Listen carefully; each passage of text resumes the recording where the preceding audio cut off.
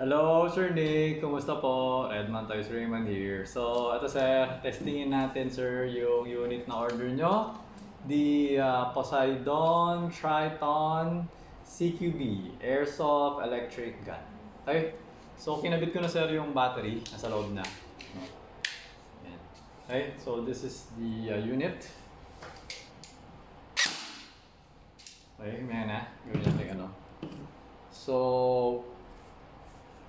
this is the original mid-cap mag and this is the extra mag. Okay, so this is from Lonex. So, mas okay yata to if I'm not mistaken. Mas hindi siya maselan sa bala. So, kung in my opinion, mas maganda yung pagkakagawa sa kanya. Kaya kasi hindi siya masyado maselan eh. Okay? So, ayan. Alright. So, testingin na rin natin. Sabay natin yun para makita ninyo. So, ito, lalagyan na natin ng bala using BB loader. Okay. Tapos, lagyan ko na rin yung Lonex. Okay. Ayan. So, parehas sila may bala. So, FPS test muna tayo. No? Dito. So, turning on the chronograph. Okay. So, ayan.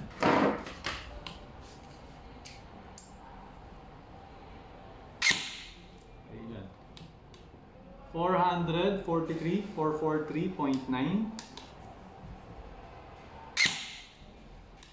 448.9, 448.9, 449.4, 448.9. Okay, so ngayon naman sa full auto naman tayo. Ito usog ko lang ng konti para baka kasi biglang tumagos.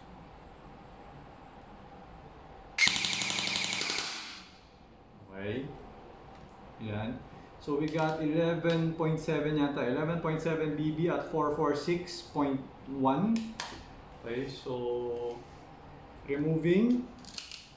Kasi wala nang bala. So testingin naman natin yung isang magazine. So dito naman yung Lonex. Tapos semi-auto. Okay. 444.2, 444.6, 444.7, 446.4. Okay? Ngayon, full auto.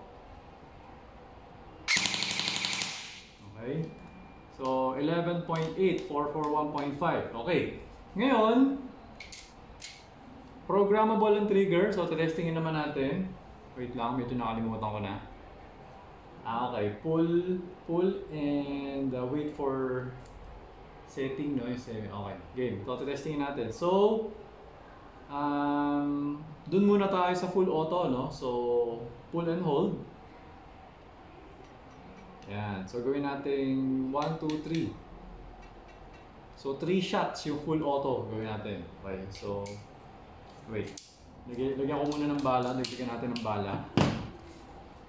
Kasi, pag AEG kasi, wala na akong bala.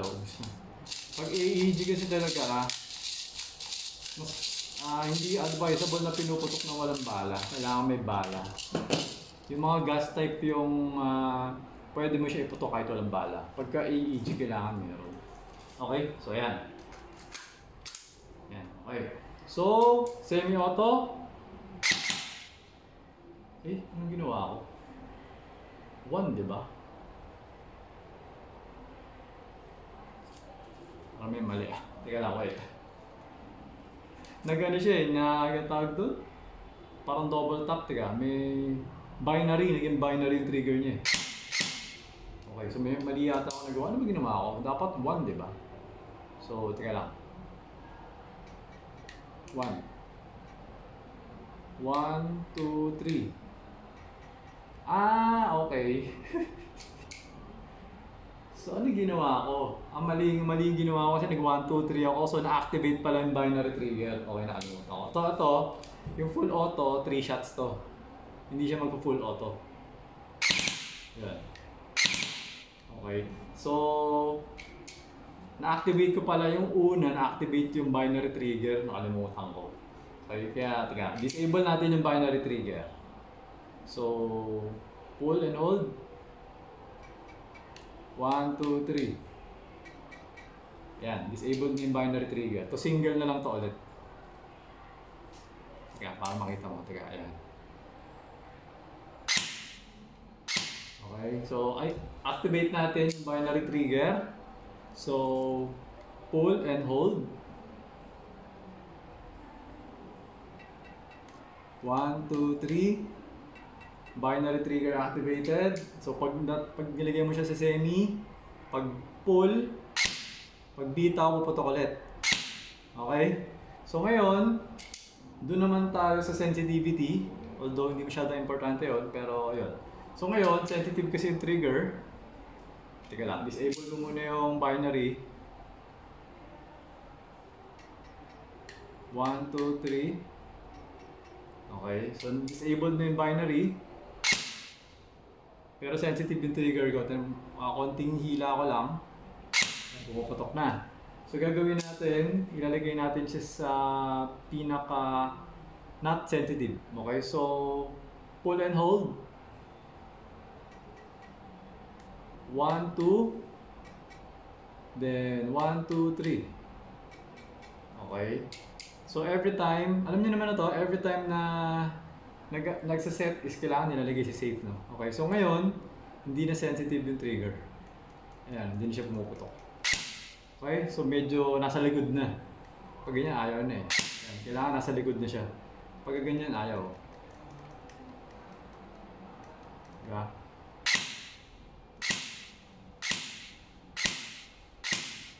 Alright? So, back to factory settings, pull and hold, 10 seconds yata, hanggang sa may marinig ka, ganun. Yan. So, factory settings, sensitive ulit, tapos yung full auto niya. Okay? So, ayun, Sir Nick, okay na tong unit. Putting on safe, removing the mag, putok ko lang ng isa, just to make sure, or dalawa, para sigurado tayong walang bala. Balik ko siya sa safe, then ayun, alisin ko na yung battery, no? So i-full charge nyo lang sir yung battery pag nakuha nyo. Hindi ko na kasi ito chinarge kaya medyo kulang siya sa power. Kasi bago yung battery, so hindi ko na siya chinarge. Okay? So, ayan. So, I'm going to pack it na para madala ko na siya sa courier. Okay? So, ayun Sir Nick. Again, thank you for your order. Until next transaction po, always remember to stay safe, stay great, be good, and be thankful always. God bless po sir. Bye-bye.